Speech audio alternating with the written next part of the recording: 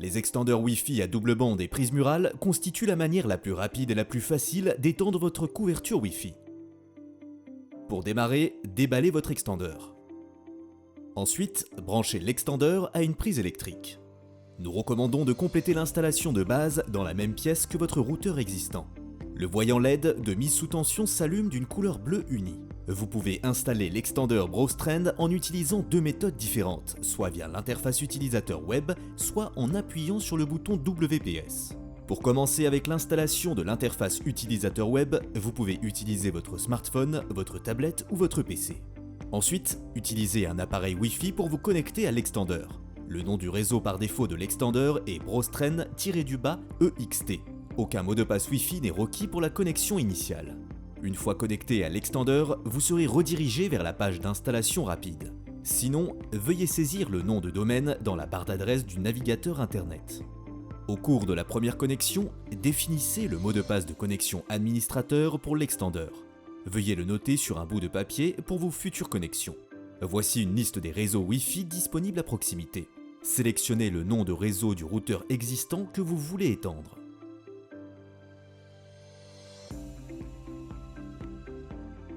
Veuillez patienter, votre réseau est désormais étendu avec succès.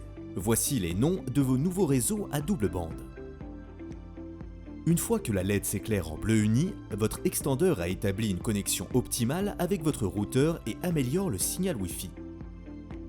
Si la LED s'éclaire en rouge, la connexion entre votre extendeur et votre routeur existant n'est pas dans un état optimal. Vous pouvez déplacer votre extendeur plus près de votre routeur. Dans le cas où le signal LED est éteint, l'extendeur n'est pas connecté au routeur existant. Veuillez vous assurer que l'extendeur est au sein de la couverture Wi-Fi du routeur et répétez le processus d'installation. Vous devriez installer votre extendeur à mi-chemin entre votre routeur existant et la zone en angle mort du Wi-Fi. Éloigner davantage l'extendeur de votre routeur existant améliorera la couverture de votre extendeur tout en réduisant votre vitesse de connexion.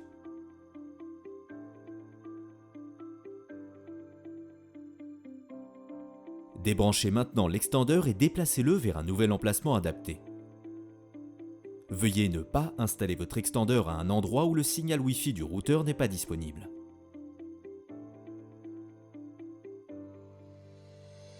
Dans la même pièce où l'extendeur est installé, utilisez les appareils Wi-Fi pour vous connecter au réseau étendu.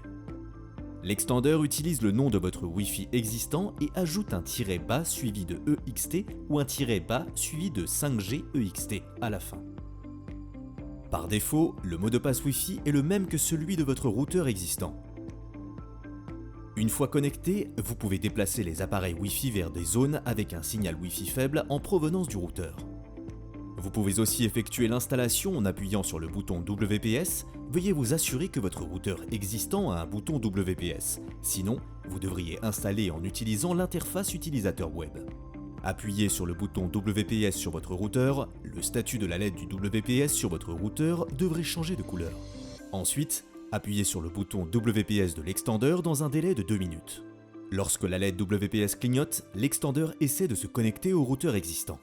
Le signal LED de l'extendeur indique l'état de connexion entre votre extendeur et votre routeur.